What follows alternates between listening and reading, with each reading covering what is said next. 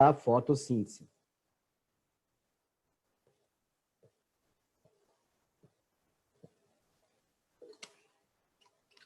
E eu acho o seguinte, pessoal. Assim que eu terminar a fotossíntese, se sobrar tempo, eu já vou começar núcleo com vocês. Porque, na realidade, tá? Vocês vão ter uma semana de prova aí com um monte de exercícios, né? Então, não faz sentido agora, né? Eu parar direto para fazer exercício.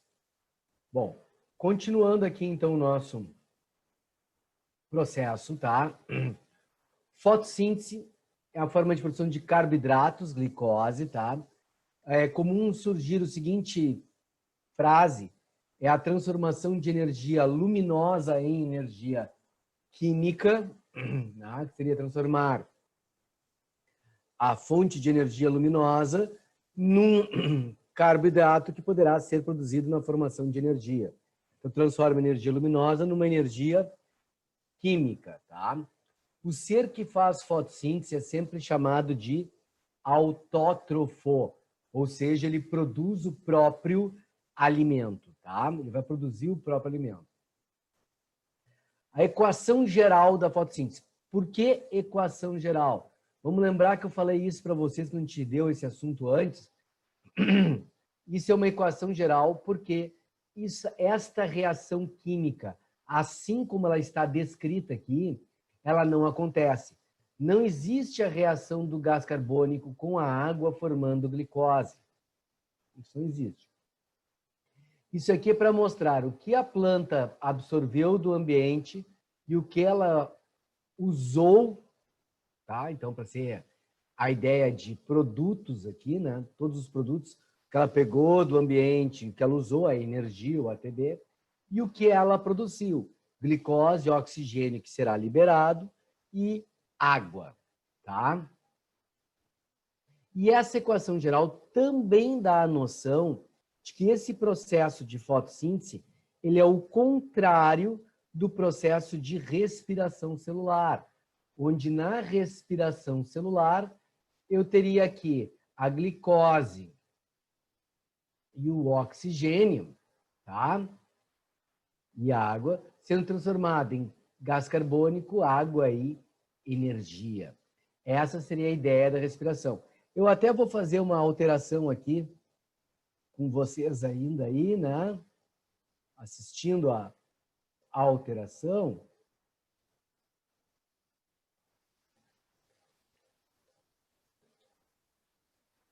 E eu vou fazer aqui assim. Deixa eu...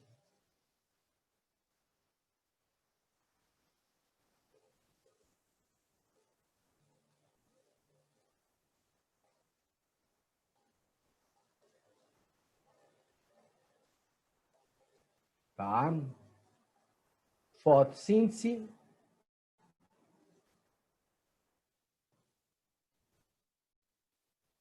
Eu vou deletar isso agora.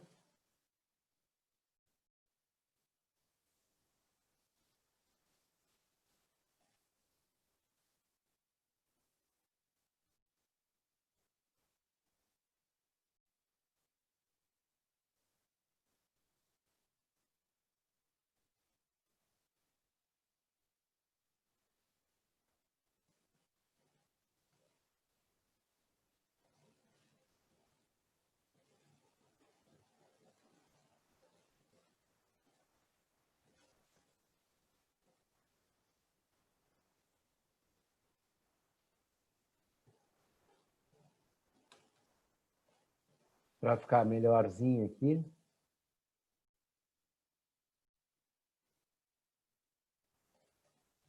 Tá? E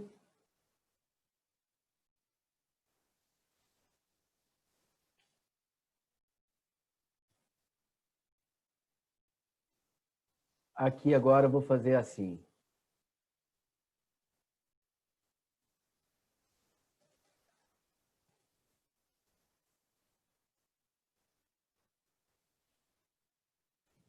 Deixa eu mudar isso aqui para ficar melhor.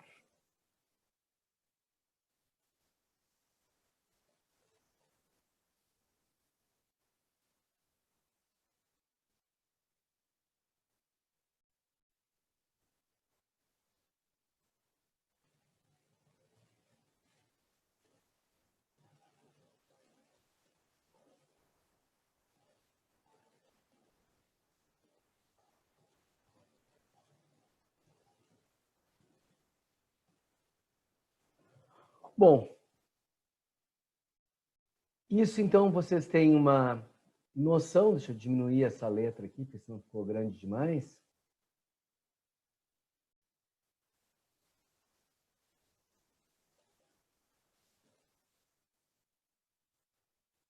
Então, eu tenho fotossíntese e respiração aqui, sabe que nesse sentido é fotossíntese, no outro é respiração. E com isso, então, eu modifico o slide e fica melhor aqui para vocês entenderem, tá? No PPT que eu passei para vocês no grupo, não tem essa modificação, tá? Mas vocês podem anotar isso, né, em algum canto para não ter problema nenhum, tá?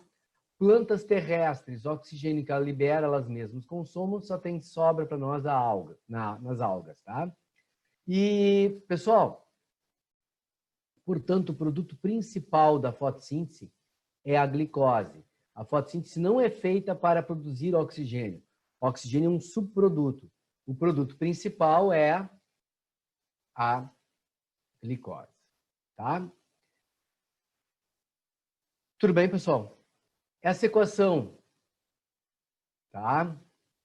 Ela mostra o que a planta absorve, o que ela vai produzir, o que eu acabei de falar, e a fotossíntese é dividida em duas grandes etapas. Fase clara, fotoquímica, e fase escura, ou química enzimática. A fase clara tem essa estruturação aqui, na primeira subetapa, que eu vou falar dela daqui a pouquinho, tá? Eu vou voltar para cá. Aí nós temos essa segunda subetapa, temos a fase escura e eu vou chegar ao resumo que me interessa. Depois eu vou voltar, tá, pessoal? Eu vou voltar depois. Mas só para a gente ter noção. Nós temos uma fase clara, então, que é chamada de fotoquímica e acontece no grana. Lembra que o grana é o conjunto de tilacoides todos, né? Por que no grana? Porque é dentro do tilacoide que está a molécula de clorofila. E a fase escura acontece no estroma, que é a parte líquida dentro, né, o sopão interno do cloroplasto. Essa escura pode ser chamada de química, ela pode ser chamada de enzimática, porque ela depende da ação de enzimas, ou também de ciclo das pentoses de Calvin. Então, o ciclo das pentoses de Calvin. O que acontece aqui, pessoal? Na fase clara, a planta vai absorver luz e água. Vai quebrar a molécula da água. E aí eu já vou botar aqui, ó. Quando eu quebro uma molécula de água, eu formo H+ e OH-. Quebro uma segunda molécula, H+ e OH-. Quebro uma terceira molécula, H+ e OH-. Quebro uma quarta molécula, H+ e OH-. Ok? Chega, tá, pessoal? Então, ó, 1, 2, 3, 4. Então, é 2H2. 2 vezes 2, 4. Aqui, ó, é H2O. H2O. 2 de água. E 1, 2, O2.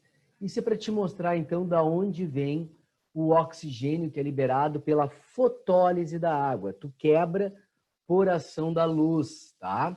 E tu vai ter. São utilizadas 4 moléculas de água. Entretanto, no final do processo, são liberadas 2 moléculas de água. Então, a gente diz que, efetivamente, são utilizadas somente 2 moléculas de água, tá? Na mesma forma que lá na respiração celular, nós tínhamos o saldo para o cálculo dos ATPs, aqui também é um saldo, tá? Então, eu uso 2 moléculas de água, porque eu usei 4, sobrou 2, então usei, na realidade, efetivamente 2, tá? Então, a planta vai absorver luz e água, vai quebrar a molécula da água, como eu acabei de mostrar para vocês, vai formar o oxigênio, que vai ser liberado, tá? Vai ser liberado. Nessa etapa, ocorre a formação do ATP, tá? O ATP. Esse ATP vai ser usado na próxima etapa, e do NADPH2. NADP é nicotinamida, adenina, dinucleotídeo fosfato. É igual o NAD, que é a nicotinamida adenina dinucleotídeo, só que essa tem fosfato ligado a ela, tá? E se liga ao hidrogênio que é liberado. Que hidrogênio que ela se liga? Esse aqui que foi formado aqui, né? Tá? Então, forma O2, ATP e NADPH2. Feito isso, pessoal, acabou a fase clara. Começará a fase escura. E na fase escura, a planta vai absorver CO2. Então, mostra para vocês que a reação da água com o gás carbônico, ela não existe. Porque aqui a água é utilizada na fase clara e o gás carbônico na fase escura. Tudo bem? E o que vai acontecer aqui agora? Absorve o gás carbônico, vai quebrar a molécula de ATP para liberar energia e pegar esse H2. E com isso ela vai formar glicose, água, NADP, porque eu peguei o H2, sobrou NADP para ser reutilizado nessa etapa. E o ADP mais P, porque eu só quebro um fosfato liberando a energia. Então eu fico difosfato mais o fosfato inorgânico, que poderá ser reutilizado para formar um novo ATP aqui. Tá? Eu formei glicose, água, NADP e ADP mais P. Se ainda houver luz, a planta vai absorver luz e água, tá? Vai formar o oxigênio, ATP e NADPH2. Começa a fase escura absorvendo CO2, quebra o ATP, pega o H2, forma glicose, água, NADP e ADP mais P. Se ainda houver luz, a planta absorve luz e água, quebra a molécula da água, formando O2, ATP e NADPH2. Começa a fase escura, absorve o CO2, pega o H2, quebra o ATP, forma glicose, água, NADP e ADP mais P. Se ainda houver luz, vai recomeçar o processo, tá, pessoal? Então, enquanto tem luz, recomeça esse processo aí. Tudo bem, pessoal? Isso aqui responde 90% das perguntas de fotossíntese. Quais são as etapas da fotossíntese? Duas, fase clara e fase escura. A clara pode ser chamada de fotoquímica, escura química, enzimática e ciclos de Calvin. Aonde acontece a fase clara? No grana. Aonde acontece a fase escura? No estroma. O que a planta absorve na fase clara? Luz e água. Quais são os produtos da fase clara? O2, ATP e NADPH2. Quais são os produtos? O que a planta usa na fase escura? CO2, ATP, NADPH2. Os produtos da fase escura: glicose, água, ADP mais P e NADP. O que ela não responde, pessoal? Esse esquema. Os saltos dos elétrons aqui, os saltos quânticos dos elétrons, tá? A potencial de redução aqui, aquelas coisas, mesma coisa que tinha lá na respiração celular, né? De uma substância roubar o elétron da outra. E aqui não diz quais são os produtos, as substâncias que são utilizadas, mas te dá a ideia do que usa e o que vai formar, tá? E aí, então, eu disse que eu ia voltar. Vamos aqui, ó. Na fotofosforilação cíclica, já vamos explicar esse nome, a planta absorve luz aqui. Quando a clorofila A absorve luz, os elétrons são excitados, e como ela vai conseguir absorver luz na quantidade equivalente a um fóton, esse elétron vai fazer o salto quântico, parando numa substância chamada ferrodoxina. Ferrodoxina, ferredoxina ou ferridoxina, tudo é a mesma porcaria, tá? Vai para essa ferrodoxina aqui. O elétron entrou aqui.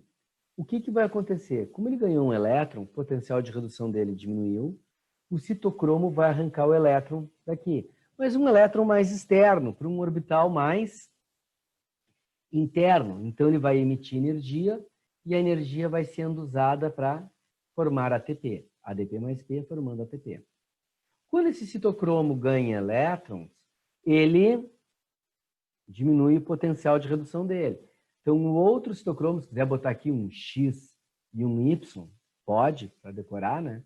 Esse citocromo aqui vai perder elétron para esse, para um orbital também mais interno.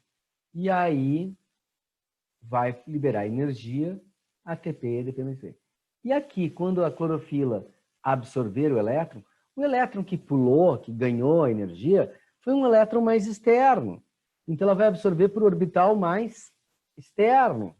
Então, não tem uma emissão de energia suficiente para absorver, né?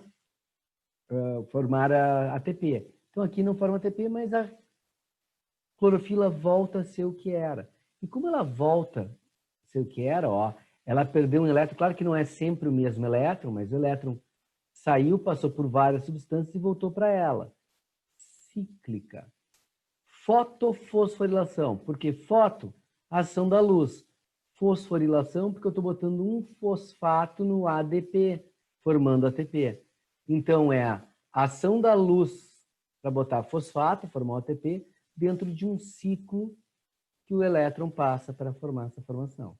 Então, fotofosforilação cíclica. Fotofosforilação acíclica. Ou seja, a luz vai formar ATP, mas não tem um ciclo. Tá? Então, o que vai acontecer? Ó? A clorofila A vai absorver a luz, 2 fótons, vai liberar 2 elétrons, que vai para a ferrodoxina. A ferrodoxina vai perder para o NADP. O NADP vai ser o aceptor de elétrons. Tá? O elétron vem para cá. O que acontece? O NADP não vai perder elétron. Vai acontecer a fotólise da água. Quando acontecer a fotólise da água, o hidrogênio vai para o NADP, formando o NADPH2. E o elétron ficou ali. Não foi retirado por ninguém na fase clara. O oxigênio, o OH, tá? Ele vai formar H2O. Mas como ele é OH menos, né? Vai formar H2O e água, vai sobrar 2 elétrons. Tem 2 elétrons sobrando aqui. Então, o que acontece? Quando a clorofila B absorver luz, 2 elétrons dela vão saltar para um citocromo chamado plastoquinona. E aí, o que ela faz? Ela baixou o potencial, ela arranca os elétrons desse OH aqui que está sobrando e absorve aqui. O elétron dela passou para a plastoquinona, vai passar para o citocromo para um orbital mais interno, e aí vai emitir energia para formar ATP. Esse aqui volta para a clorofila A, que perdeu elétrons de orbitais mais externos, né? Então não emite energia, a clorofila A volta o que era. Mas não é um ciclo, porque o elétron que sai daqui para no NADP. O elétron que vem para a clorofila vem da água, que é uma outra substância. Então não existe na realidade um ciclo. Embora pareça que o elétron está fazendo a volta, ele não está, né? Eu estou introduzindo substâncias e tirando os elétrons de lá. Não há um ciclo do elétron indo e voltando ao mesmo tempo. E envolve 2 tipos diferentes de clorofila, a A e a B. Tudo bem? Mas te mostra o quê? Os produtos formados. Aqui eu tinha formado ATP, aqui eu formei ATP, o NADPH2 e o oxigênio. Tá? No meu esquema resumo, eu tinha aqui O2, ATP e NADPH2. Estou te mostrando da onde vêm os produtos. Vamos ver aqui a pergunta. As 2 fosforilações acontecem ao mesmo tempo na planta? Sim, cara, porque não tem como acontecer uma. Então, esses processos todos são simultâneos e sequenciais, né? Ali acontece uma, acontece a outra. Aconteceu essa aqui, já vai acontecer a outra. Essa aqui está acontecendo, libera para acontecer essa aqui. Eles, na realidade, tudo é muito cíclico nesse sistema ali. Os 2 estão acontecendo ao mesmo tempo ali, tá? Então, existe a situação desse processo ali. Fase escura, opa. Tá. Fase escura, tá? Química, enzimática, o ciclo das pentoses de Calvin. Essa etapa depende de uma série de enzimas totalmente independente da luz, por isso é denominada escura. Esse totalmente independente da luz é meia boca, tá? Na realidade, quer dizer o quê? Que ela não usa a luz nesse processo, mas ela usa os produtos da fase clara, né? A luz não é o fator influenciador para esta etapa, mas os produtos da fase luminosa são utilizados aqui. Tá? Então aqui, ó, tá tudo multiplicado por 6, tá, pessoal? Para você entender. Você vai absorver 6 moléculas de CO2. Essas... Deixa eu começar por aqui. Você vai ter a formação de uma ribulose de fosfato, tá? De fosfato. Essa ribulose de fosfato vai reagir com 6 moléculas de CO2, formando 12 moléculas de ácido fosfoglicérico. Porque o ácido fosfoglicérico tem 3 carbonos. Tá? Tem 3 carbonos só. Tudo bem, pessoal? Ou já ficou meio ruim de entender aqui?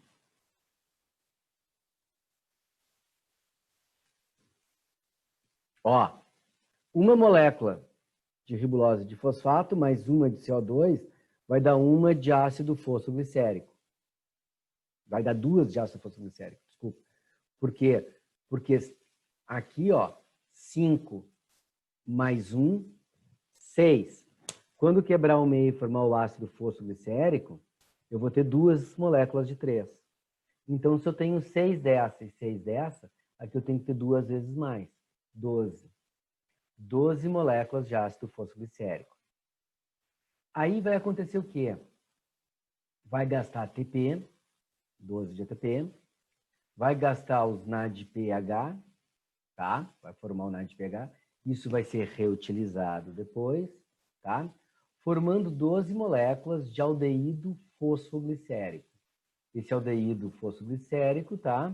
Também tem 3 átomos de carbono. Desses 12 aqui, ó, 2 desses aldeídos fosfoglicéricos vão dar origem à glicose. E os outros 10 que sobraram vão formar aldeído fosfoglicérico, vão dar origem à ribulose monofosfato.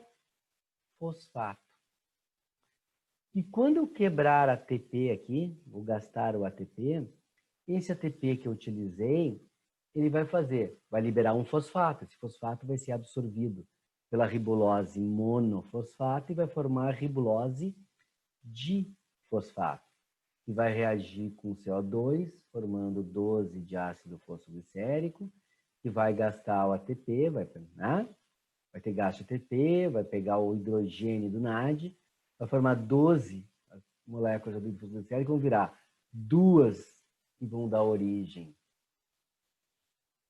à glicose e as outras 10 a ribulose monofosfato. Ok? Tranquilo? Maravilha. Seu resumo. Fatores que influenciam a fotossíntese podem ser chamados de limitantes, porque eles limitam a fotossíntese. Então, o que eu quero dizer com fator limitante? O fator aqui que mais prejudicar a fotossíntese vai limitar a fotossíntese no seu nível. Então, não adianta a temperatura ser perfeita, o CO2 ser perfeito se tem pouca luz. Não adianta a luz ser ótima, a temperatura adequada, se não tem CO2. Não adianta a luz e o CO2 ser ótimo se a temperatura não é a boa. Então, qualquer um deles que prejudicar vai limitar a fotossíntese no seu nível. Tá? Vai limitar a fotossíntese no seu nível. E aí, tu tá vendo que esse gráfico ele sempre termina numa reta, ó. Aqui eu tenho a concentração, né? CO2, a intensidade luminosa aumentando, tá indo, mas chega um ponto que tudo fica constante. Por quê? Porque a concentração do CO2, tá? O CO2 absorvido por hora, né? CO2, eu posso absorver no máximo de 0,03%. Então, o que vai acontecer é o mínimo. Chega um ponto que não tem como absorver mais. Para a luz que tem, eu consigo absorver X, para essa luz Y, né? Vai aumentando para cada tipo de planta, mas chega um ponto que fica constante. A planta não consegue absorver mais do que aquilo. Não dá mais do que aquilo. Então, fica assim. Tá? Pessoal, tranquilo? Maravilha. Luz é óbvio, né? Fotossíntese. Temperatura por quê, pessoal? Por que a temperatura? Alguém arrisca dizer por que a temperatura é importante aqui?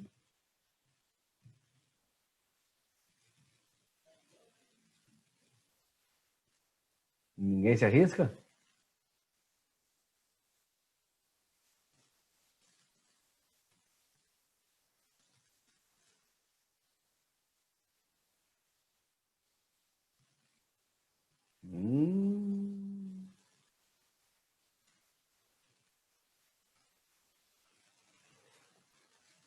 Não sei se é o delay ou se ninguém está se arriscando mesmo.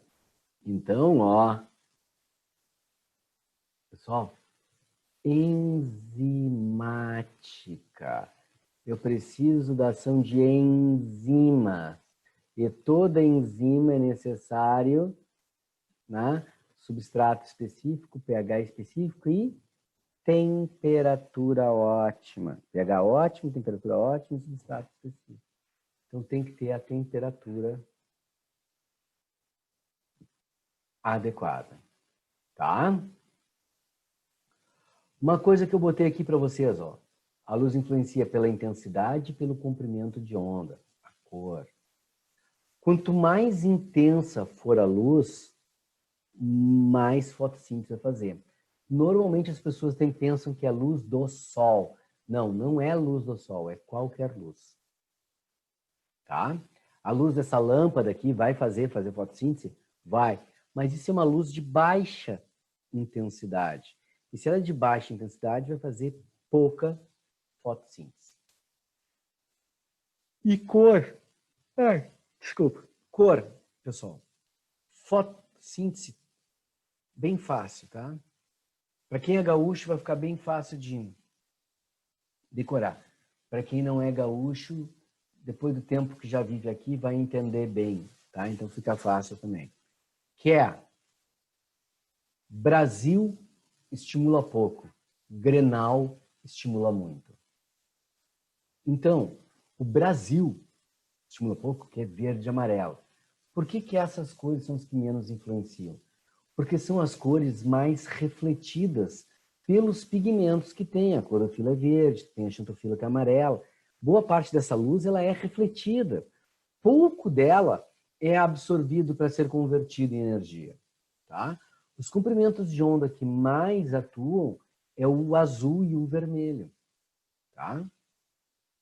O azul ele é convertido, ele é reduzido a vermelho. Nenhuma menção aí agora, aí, porque eu falei Grenal, né?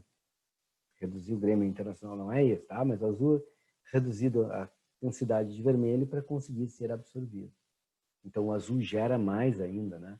Azul e vermelho são bons.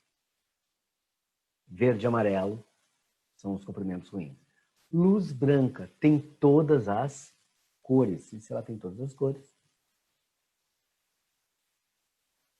obviamente ela é ótima.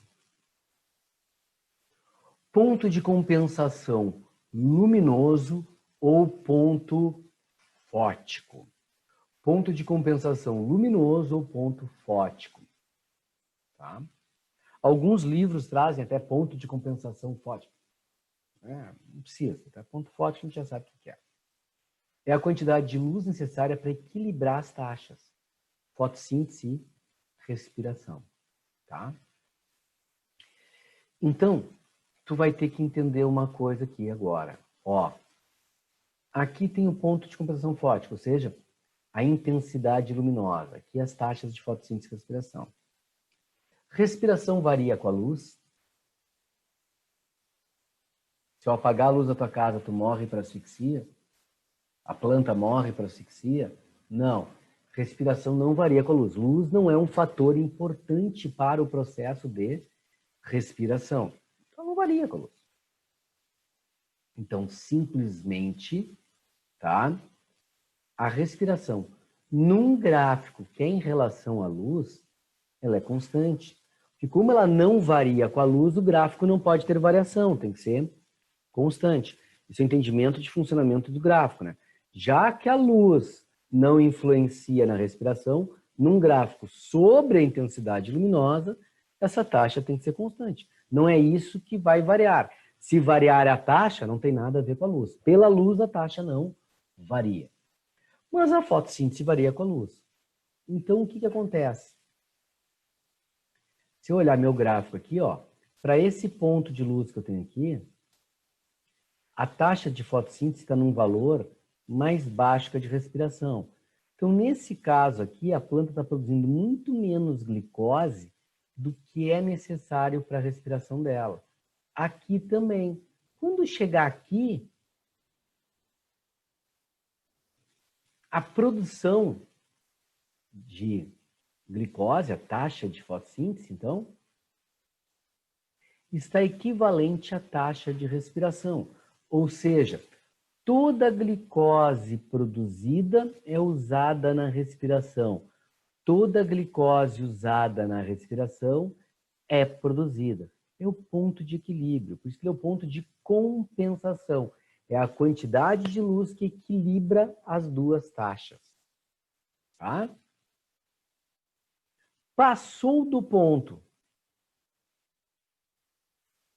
O que acontece? A planta começa a produzir muito mais glicose do que ela usa na respiração. E essa glicose vai ser armazenada na forma de amido, né? E aí o que acontece? Quando não tiver luz, a taxa vai estar bem baixa, mas a de respiração vai estar igual. Então ele vai começar a gastar as reservas, até ter luz suficiente para poder igualar e depois passar. Plantas de sombra, as umbrófilas e plantas de sol, tá?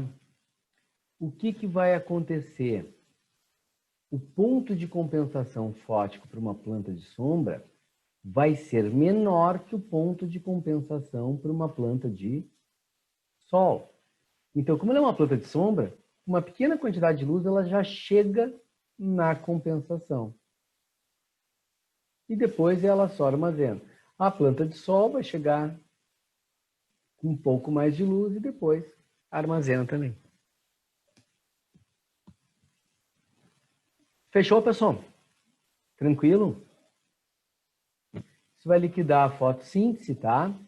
E eu já vou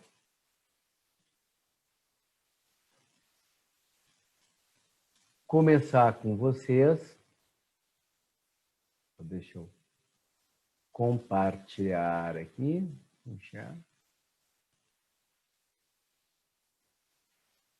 Núcleo, síntese de proteínas, toda aquela coisa toda. Ó, núcleo. Se eu falo núcleo, eu estou falando de célula eucariótica. Então, a partir do momento que eu digo a palavra núcleo, eu falo em carioteca. Células procarióticas não têm carioteca.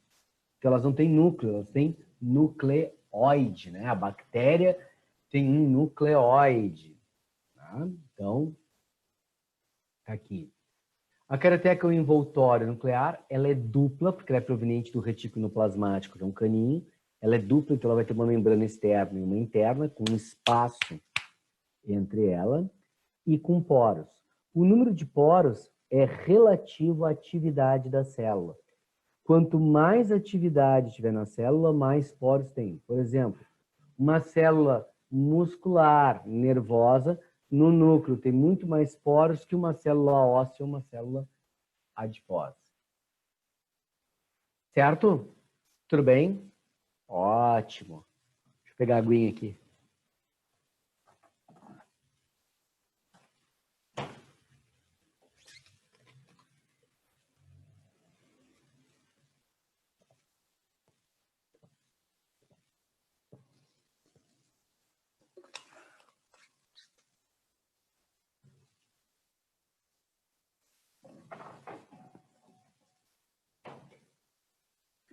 tá?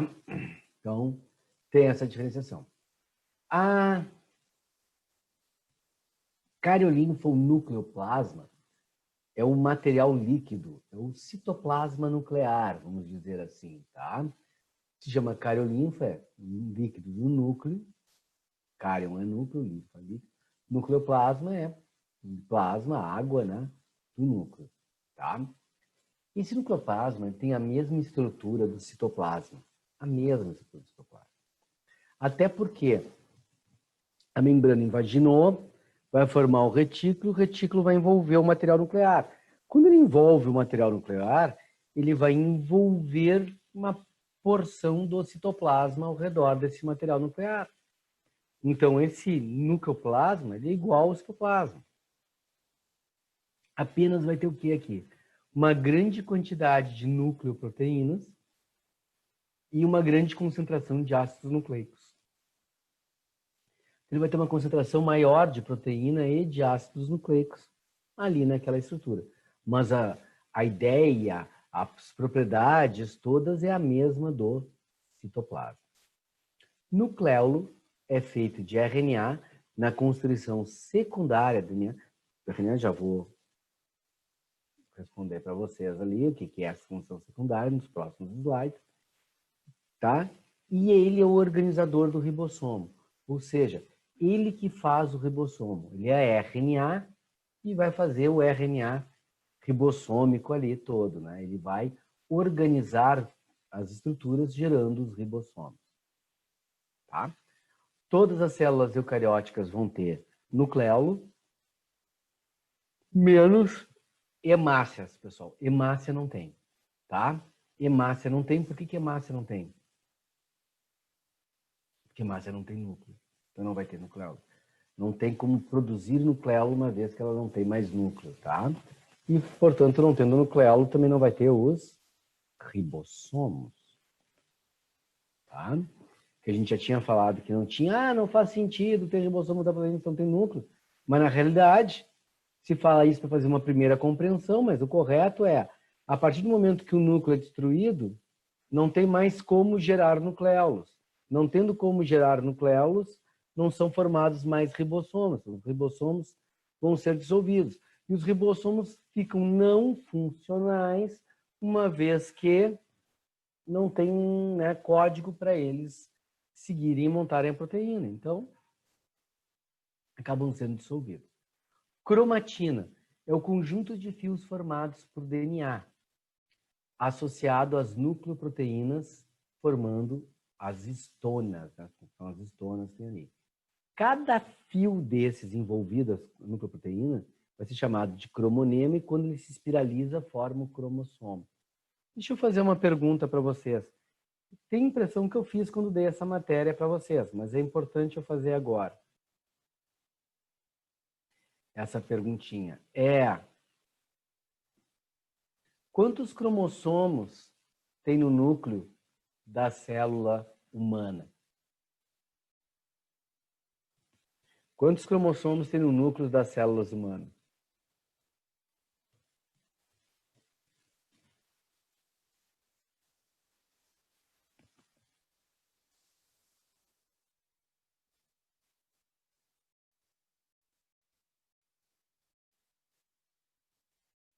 Vocês lembram, por favor, pelo menos um me responda aí. Quantos cromossomos tem no núcleo das células humanas?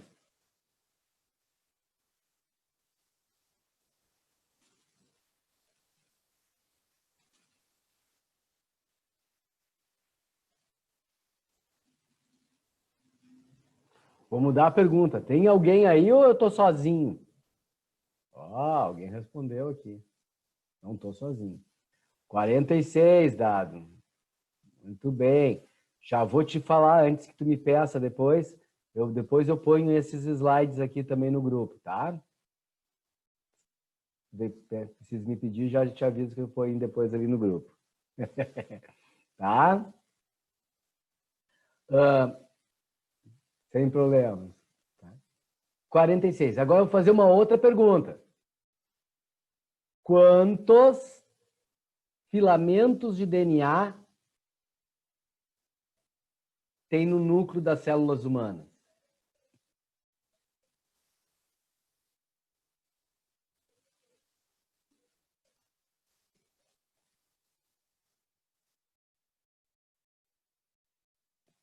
Bah.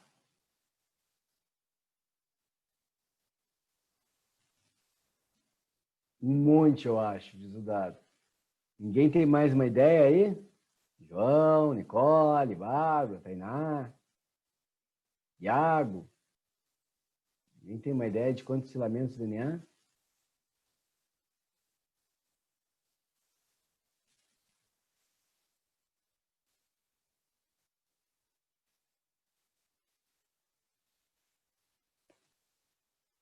Otávio, muito bem, seu Otávio. Parabéns. Os mesmos 46. Pessoal, está escrito aqui, fios formados, DNA associados às nucleoproteínas tonas. Cada fio de DNA forma um cromonema e quando se espiraliza, forma um cromossomo. Então, se eu tenho 46 cromossomos, são 46 fios de DNA espiralizados. Então, são 46 moléculas de DNA, tá? No núcleo da célula. Putz, ninguém leu o slide. Exatamente. Tá? Tá aqui. Tá escrito aqui. Tá? Cada fio forma um cromonema, quando espiralizado, forma um cromossomo. Tá, pessoal? Tranquilo? Tá bom, Dado. 46 é um monte, é um monte. Né? Mas, simplesmente, pessoal, eu faço essa pergunta porque a gente tem uma mania, aliás, vendo por esse slide duas, tá? Mas uma mania é de dissociar as coisas. Parece que quando tu troca a palavra, é outra coisa completamente diferente. A gente diz que o fio de DNA espiraliza e forma um cromossomo. Quantos cromossomos tem? 46. E de DNA? Ah, não sei. Por quê? Porque eu troquei a palavra. Mas se o cromossomo é o DNA espiralizado, vocês têm que perder essa mania de querer dissociar as coisas. As coisas são todas interligadas. Inclusive a física, a química e a biologia. Para fazer aquela inversão lá da bomba de sódio e potássio, tem uma diferença de potencial, tá? Por isso que é 3:2, para criar a diferença de potencial e poder fazer a troca. Tá? Então, tudo é interligado.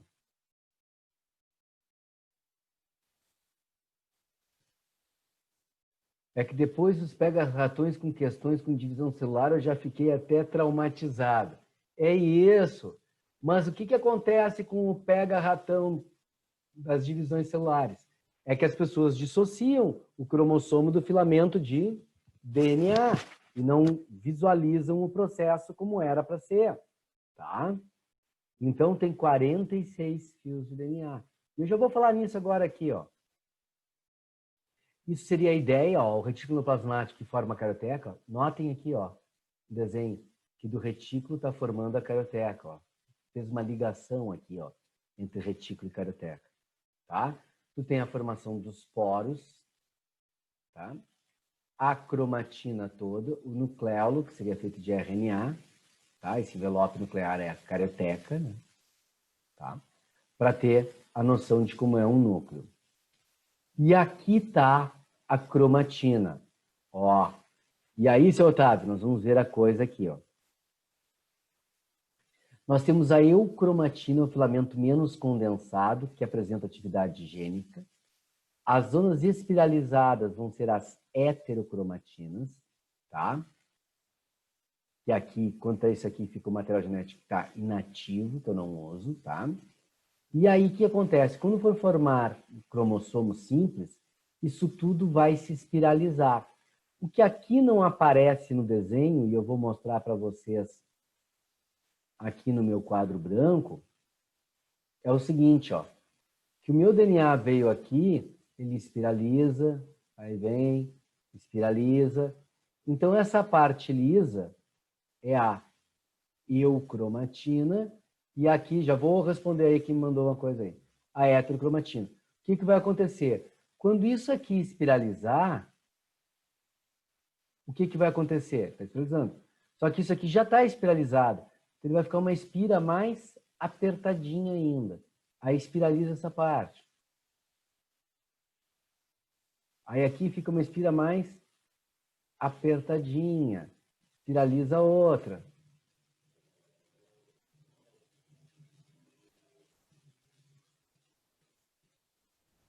Tá?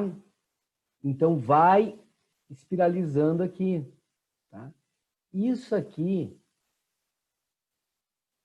é que teoricamente seria o teu cromossomo. Isso é o que seria teu cromossomo. Mas a gente não tem essa visão do cromossomo. A gente só tem aquela visão do cromossomo dele parecendo um xizinho. Tá? Por que eu só tenho a visão dele parecendo um xizinho? Que é o seguinte, ó. Dentro do núcleo, quando está funcionando, é assim. Ele vai se espiralizar para formar os cromossomos quando precisar que ele fique compactado, que é para o processo de divisão celular. Só que no processo de divisão celular, esses filamentos de DNA vão ser duplicados, mantendo tudo numa estrutura única. Isso aqui é o chamado cromossomo duplicado, ou simplesmente cromossomo. Então, nós só temos essa visão do cromossomo aqui, porque a gente só consegue ver o cromossomo quando está em divisão celular. Porque quando não está em divisão celular, ele está alongado e dentro do núcleo. Tem a membrana, o citoplasma, no núcleo, de novo. Tu não consegue ver o cromossomo, ele está lá dentro do núcleo. Tu só vê quando o núcleo se desmancha durante a divisão celular. E por isso que ele está assim, duplicado. E aí, cada lado aqui, ó, seria, na realidade, um cromossomo. Mas como eles estão em estruturas inteiras e grudadas, a gente conta este como um cromossomo com duas cromátides. Então, isso aqui seria um cromossomo com duas moléculas de DNA, porque ele é um cromossomo duplicado. É uma estrutura duplicada.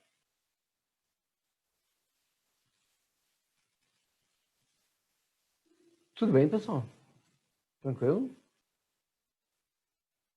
Ó, e aí eu teria aqui na duplicação chamado centrômero. O que é essa parte aqui?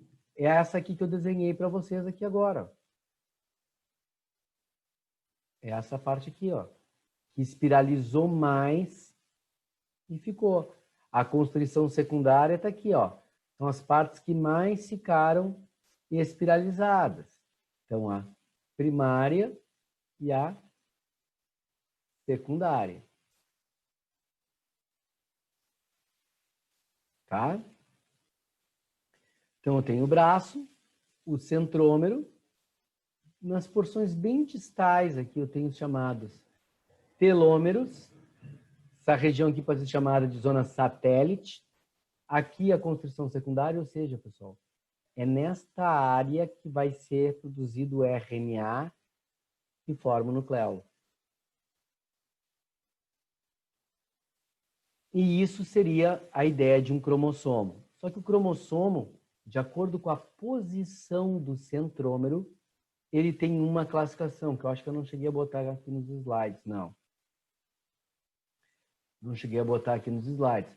Mas, se o cromossomo for bem no meio, na metade, ele é metacêntrico porque está na metade. Se é perto do meio, é submetacêntrico. Mais próximo da extremidade, acrocêntrico. Bem na ponta, telocêntrico. Telo é ao distante, né? Televisão, visão ao distante, né? Telescópio, tá? Então, tudo que é ao longe. Então, vai ter pela posição do centrômero, tá? Só que esses cromossomos, esse material nuclear, ele é feito de ácidos nucleicos. Vai ter uma perguntinha.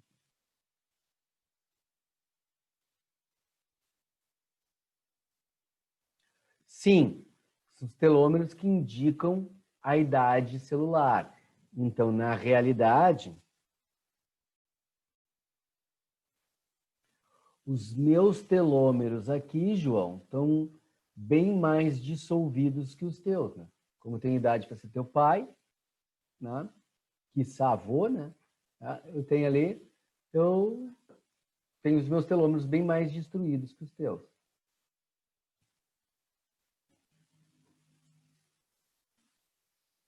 Outra pergunta. Senhor, qual é a mesma diferença entre a molécula de DNA e o cromossomo? É possível ter 46 cromossomos e 92 moléculas de DNA? Sim, João, é exatamente isso que acontece durante o processo de divisão celular. Quando tu faz a duplicação, ó, aqui é um caso de eu ter um cromossomo com 2 moléculas de DNA.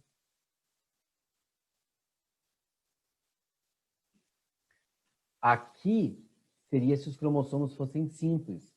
Só que ele só espiraliza assim quando ele está se duplicando para formar, né, o processo da divisão celular, né? Então, tu vai ter, como tu vai, cada duplicado desse tu vai contar como um, tu vai ter 46 cromossomos, só cada um tem 2 moléculas, né, com 92 moléculas de DNA. Esse é o correto, esse é o raciocínio que tu tem que fazer para responder às questões de divisão celular. E se eu tiver 8 cromossomos? Quando estiver duplicado, 16 moléculas de DNA. Tá? Sempre nesse. Eu não entendo isso. De vez em quando meu mouse, a seta do meu mouse some e eu não consigo achar. Tá? Pessoal, isso aqui é a estrutura de um nucleotídeo, que é a base de formação dos ácidos nucleicos. Ácidos nucleicos são, tá, polímeros formados de nucleotídeo. O próprio nucleotídeo não deixa de ser uma forma de polímero, tá? Ele é feito de uma base nitrogenada, que é ligada a uma pentose, e aqui eu numerei os carbonos, ó, 1, 2, 3, 4, 5, tá? Essa pentose para um ácido nucleico pode ser ribose, formando RNA, ou desoxirribose, formando DNA, e ligado ao fosfato.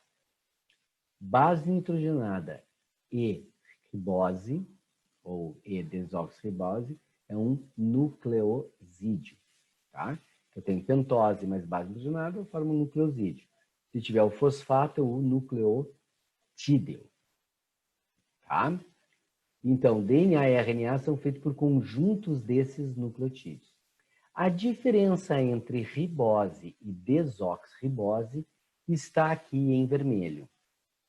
Se tiver esse oxigênio tá aqui formando OH ligado ao carbono 2 da pentose, isso vai ser chamado de ribose.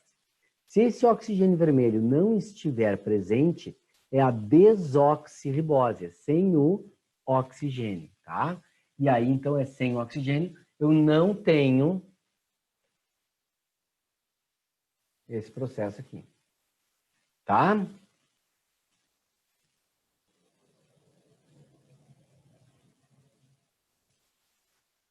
O RNA, ele é uma fita simples, o normal dele é ser uma fita simples, pode ser dupla, em vírus, por exemplo, tem com fita dupla. E o DNA é uma fita dupla, só pode ser simples no vírus, tá? Olhem aqui, ó. Esse DNA, ele faz a volta e para aqui. Esse aqui faz a volta e para aqui. Então, o DNA, ele tem uma organização, que eu já vou explicar para vocês depois, de 5 linhas, 3 linhas. Essa é a sequência do DNA, é o lado do DNA, que é o lado determinante do nosso corpo, o lado fundamental, o lado funcional, tá? O outro lado é o lado complementar ou fita molde, tá? Nesse DNA nós vamos ter adenina, guanina, citosina e timina como bases nitrogenadas. No RNA tem adenina, guanina, citosina e uracil. Tá? Então tem. Se vocês notaram, tem aqui no esquema cores para representar, ó. a timina ligada à adenina, adenina ligada à timina, tá? E aqui a mesma cor para o uracil, tá? Essa é a ideia. O rosinha aqui para citosina, esse laranjinha aqui para guanina, o azulzinho para adenina. Então eu tenho as mesmas bases hidrogenadas, só que aqui eu tenho uracila, uracil ou uracilo, tanto faz. E aqui eu tenho timina. Essa é uma diferença. Tá? Outra coisa, o normal é o DNA ser duplo. Aqui, normalmente simples. Outra diferença. Certo? Aqui eu tenho desoxirribose. Aqui, ribose. Tá? Essas duas bases aqui, ó, adenina e guanina, são as chamadas bases púricas. Citosina, timina e uracila são as bases pirimídicas. Então, eu tenho as bases púricas e pirimídicas. Por quê? Watson e Crick, quando estavam estudando DNA lá, eles acharam essas duas estruturas molecularmente similares a uma substância já muito conhecida chamada purina. Então, são bases púricas, porque tem o mesmo núcleo da purina. E essas aqui eles achavam parecidas com uma outra substância muito conhecida chamada pirimidina. Ele tem o mesmo núcleo da pirimidina. Então, bases púricas e pirimídicas. No DNA, a adenina se liga com timina, guanina com citosina. A adenina se liga à timina por 2 pontes de hidrogênio, guanina citosina por 3 pontes de hidrogênio. Tá? Tudo bem? Ótimo. No RNA, a única diferença é que a adenina liga com o uracil, que no RNA não tem timina e nem no DNA tem uracil. É a diferença básica. O que eu quero te mostrar é o seguinte. Aqui eu tenho a timina ligando na adenina. Essa timina está ligada a uma pentose, tá? E eu tenho carbono 1, 2, 3, 4. E aqui está o carbono 5 ligado ao fosfato, tá? Esse carbono, então tem aqui, ó, carbono 5, aqui o carbono 3. O 3 se liga ao fosfato e o fosfato se liga ao carbono 5. Então, o que eu tenho aqui, ó? 5, 3, 5, 3, 5, 3. Esse é o segmento 5 linha, 3 linha, que é aquela questão da Mafalda, não sei se vocês lembram, foi uma questão da URGS, prova de 2012, questão número 3. Tá? Prova de 2012, questão número 3. Tá? Deixa eu ver o que foi a pergunta aqui. A e T são púricas? Não. A e G são púricas. T é pirimídica.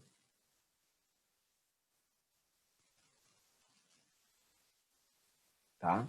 Decora. A e G são púricas. É água pura.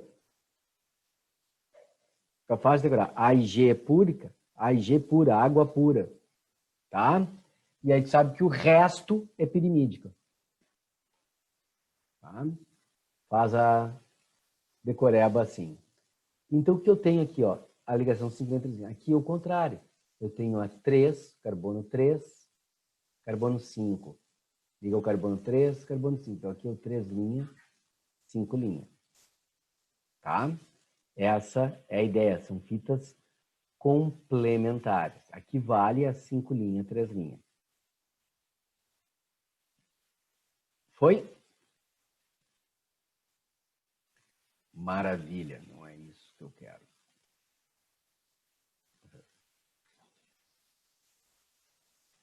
Ó, duplicação do DNA, o chamado modelo semi-conservativo. Aqui, pessoal, eu peguei uma coisa super completa, tá? Para mostrar que existem erros, tá? E a duplicação é sempre feita no sentido 5 linha, 3 linha, tá? Então, aqui eu tenho 5 linhas, ó. Quero que tu preste atenção aqui, ó. Está aqui meu espiral, terminando, ó. 5 linhas, desceu, veio para cá e parou aqui embaixo, ó. 3 linhas. Desculpa, cliquei aqui que não deveria. 3 linhas. E aqui, ó, o 3 linhas. Veio para cá, 5 linhas.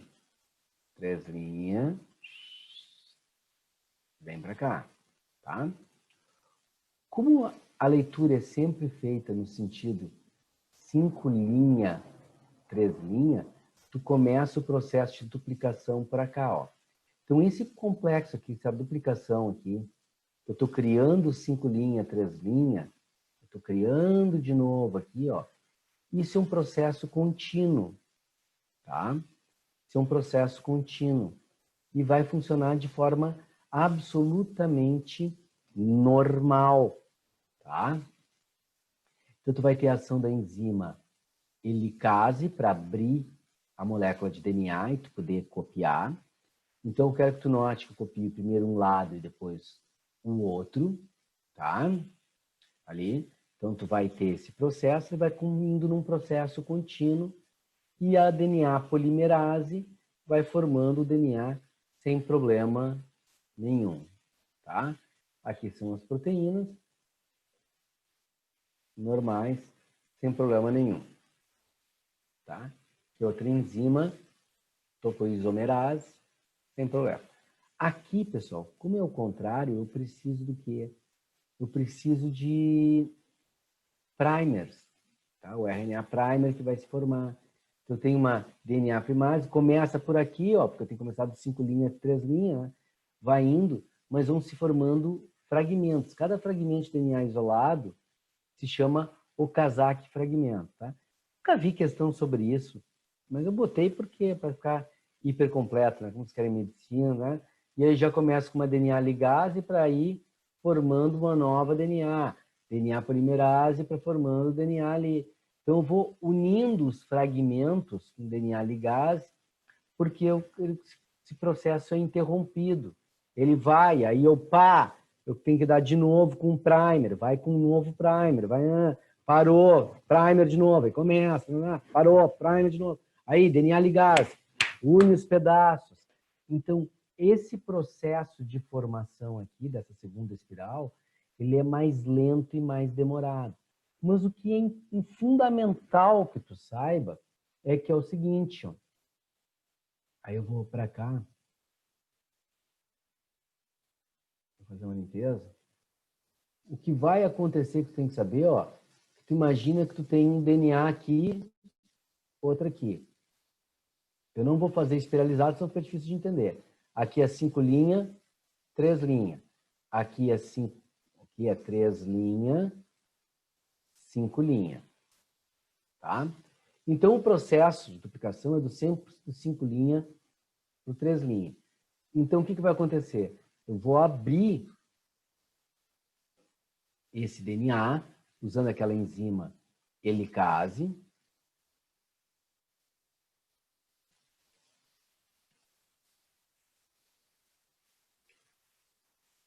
E o que vai acontecer aqui, ó? Aqui, ó, eu vou formar uma nova molécula, que é feita rápida. Por quê? Porque ela está sendo feita dos 5 linhas para o 3 linhas. E aqui, eu vou formar uma nova molécula, tá? E eu vou ter que formar, como eu estou duplicando aqui do 5 linhas, daqui para cá, que é o contrário, né? Do que deveria ser. E como eu estou fazendo a duplicação de baixo para cima aqui, o que acaba acontecendo? Eu não consigo produzir da forma como deveria, daquela forma lenta, mais truncada. Só que o que tu tem que saber, eu acabei de formar 2 moléculas aqui, né? Desculpa, 2 moléculas de DNA aqui, na boa, tá? Agora, cada uma dessas vai acontecer o quê? Eu vou ter aqui com a partezinha dela aqui. Eu vou ter a outra aqui com a partezinha dela aqui. Então, eu vou ter que fazer uma duplicação. Vai ter que separar elas. E eu vou criar um lado novo para esse e um lado novo para esse. Um lado novo para esse e um lado novo para esse. Então, isso é chamado de modelo semi-conservativo. Porque da molécula nova, ó, tem um pedacinho da velha e um novo e um da velha. Quando essa aqui está se dividindo, está se duplicando, forma um pedaço da molécula velha e um novo e um pedaço da velha. Isso que é chamado de modelo semi-conservativo. Tá? Modelo semi-conservativo. Foi? Ficou alguma dúvida, pessoal?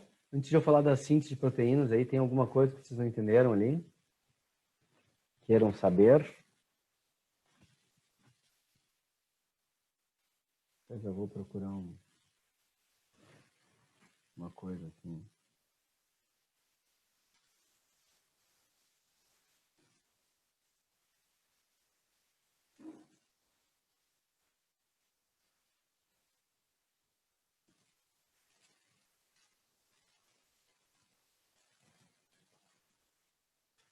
Deixa eu ver se está certo.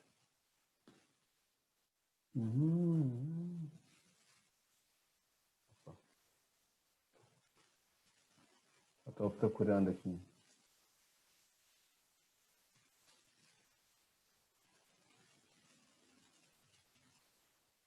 Estou procurando uma coisinha aqui para ver se está certo que eu falei para vocês.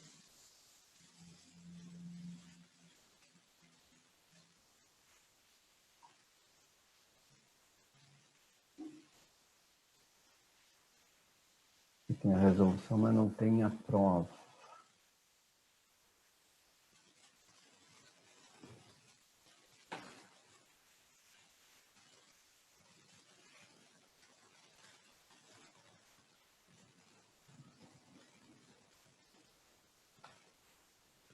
Ô, droga.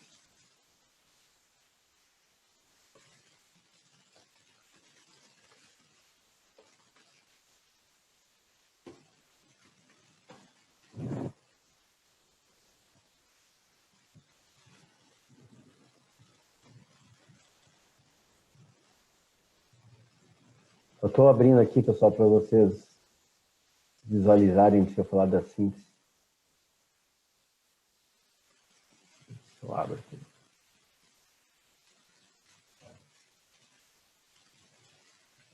Vai abrir, vai abrir, vai abrir. Tá demoradinho, mas vai.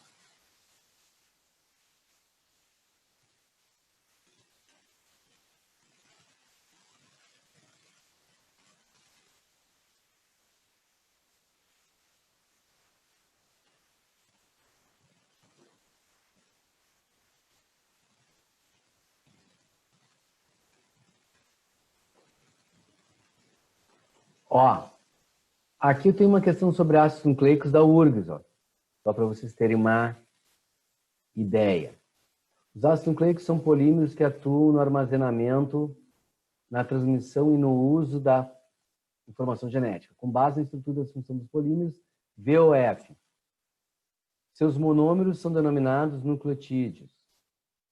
Verdadeiro, tá? Seus monômeros estão unidos por meio de ligações chamadas fosfodiéster.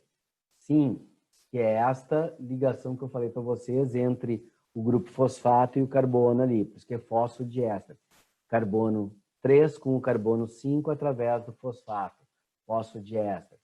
Suas bases hidrogenadas são diferentes, diretamente ligadas aos fosfatos. As bases nitrogenadas não são ligadas ao fosfato, elas são ligadas à pentose. Tá? As suas bases hidrogenadas podem ser púricas ou pirimídicas. Verdadeiro. Resposta, letra A. Só uma questão estrutural, tá? Comum na URGS ali, sem problema nenhum, tá? Então, para vocês terem uma ideia, né? De como é a questão. Mas eu queria a questão da Mafalda, eu não achei. A da Mafalda. Pessoal, na cara do baixo. Queria a questão.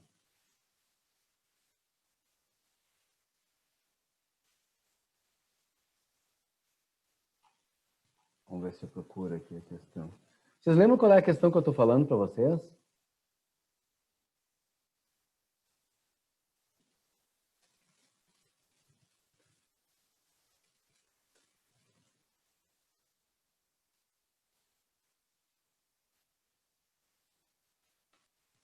Sim, sim, então tá. Aquela do sentido da vida, né? Então, essa é a questãozinha que eu queria mostrar para vocês ali. Né?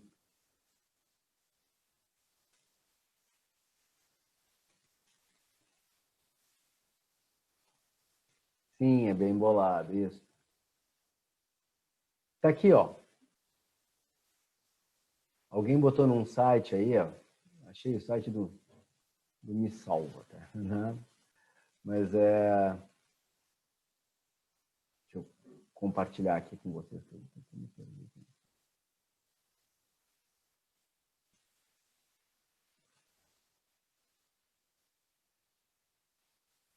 Ó, diz assim, uma falta. Às vezes eu me pergunto qual o sentido da vida. E ó, bem, é na direção 5 linhas, 3 linhas, Felipe. E aí vem. A esse respeito, a replicação, duplicação do DNA, né, no sentido da formação da dupla hélice. Mutação do DNA, no sentido de 5 linhas, no sentido que ocorrem as mutações. Tá? Todo o processo aqui para tu ter a ideia. Na realidade, isso aqui, né, já foi uma modificação da prova da URGS, que os caras fizeram em cima, tá? Ali. Mas, ó, disponível aqui, isso aqui eles tiraram dali, tá?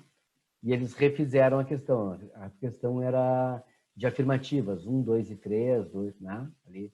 Bem interessante, tá? Bem interessante.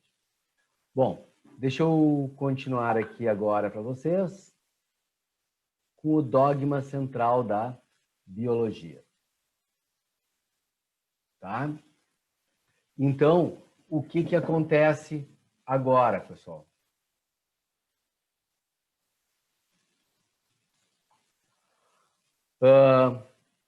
Essa síntese de proteínas é o dogma central. Tem um DNA, esse DNA vai ser transcrito, vai ocorrer uma transcrição em RNA mensageiro, tá? Então, o DNA vai ocorrer uma transcrição em RNA mensageiro. O que acontece aqui, tá, pessoal? Eu vou abrir o DNA, tenho que abrir o DNA, transcrever em RNA, porque isso vai lá para o citoplasma, e por isso que é chamado de RNA mensageiro, é a mensagem do núcleo para o citoplasma do que tem que ser produzido, e depois que essa mensagem toda for lida, vai ser montada uma proteína. Então, a gente chama de tradução, porque eu vou traduzir um código genético em uma proteína funcional, ou para a célula ou para o corpo do indivíduo. Tá? Então, eu vou traduzir uma proteína funcional. Isso é o dogma central e base da genética também. Tá, pessoal? Então, isso é muito, muito importante. Então, eu tenho aqui, ó, o núcleo com o DNA, a transcrição do RNA. Aí, eu tenho a formação, a exportação desse RNA e a tradução, formando a cadeia polipeptídica com o dobramento, formando a proteína que tem aqui. Quero que vocês notem que aqui na figura que eu usei para vocês, tem pontos vermelhos e verdes. O RNA ficou com vermelho e verde, e aqui o RNA está só vermelho depois. O que é isso, pessoal? Nessa sequência que vai formar o DNA para montar uma proteína, e eu já vou fazer uma pergunta para vocês agora. Essa sequência de DNA que forma uma proteína, Qual é o outro nome que pode ser dado a ela? Sequência de DNA que determina a proteína. Qual é o outro nome que pode ser dado a ela?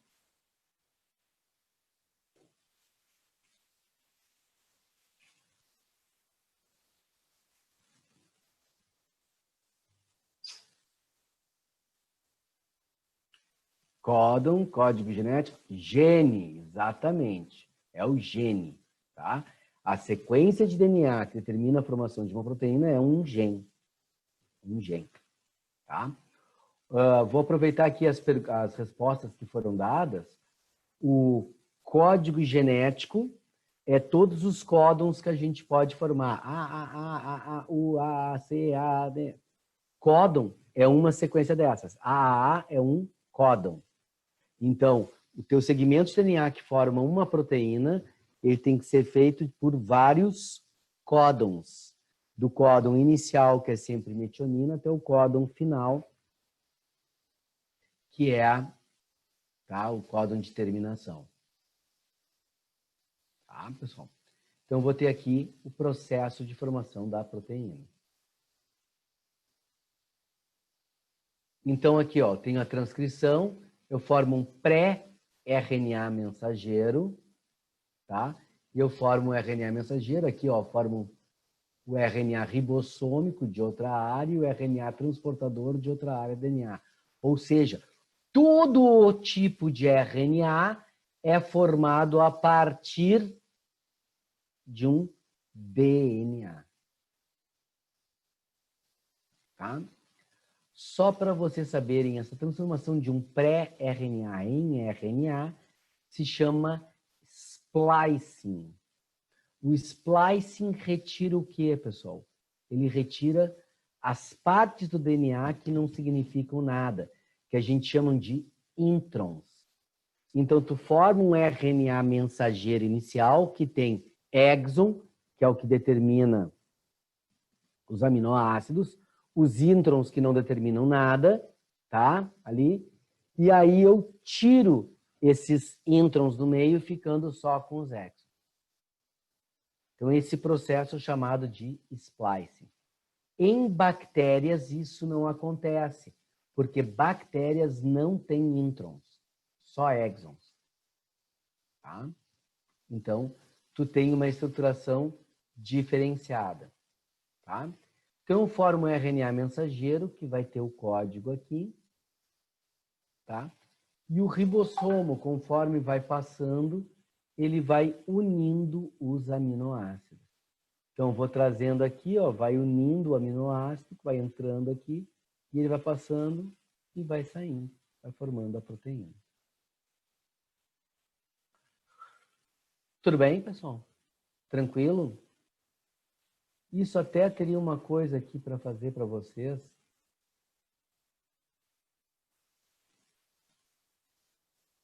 Que seria o seguinte. Deixa eu só trocar aqui já. Se precisar, já está pronto. Tá. Ó. Eu vou ter o DNA aberto. Vou tirar os introns. Eu vou tirar os introns. Então, aqui eu tenho um DNA. Esse DNA tem introns e exons. Exon é a parte funcional. Opa.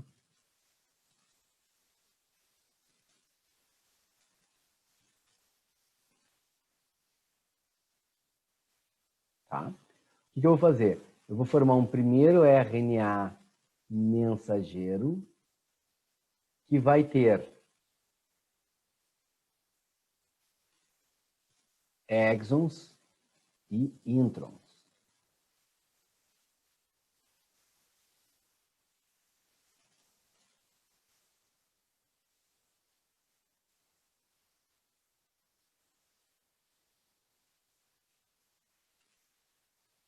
Aí eu tiro esses introns, que é o processo de splicing, e tu forma um novo RNA mensageiro só com os exons. Veio uma pergunta aqui.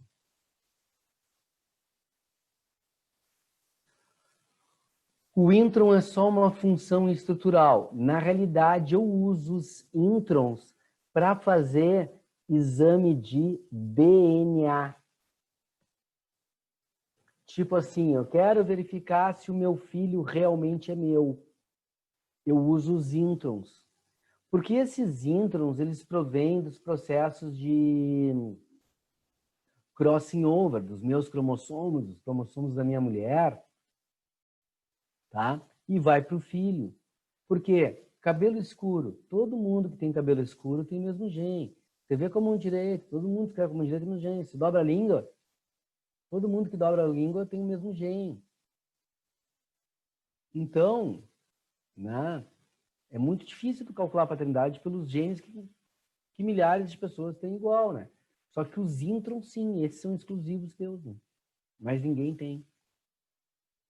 Então, eu uso para fazer o exame de DNA a partir desses introns.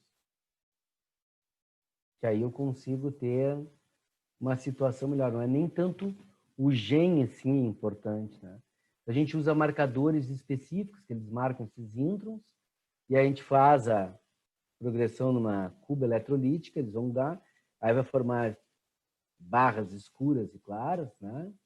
Ali, depois, quando a gente for ter aula de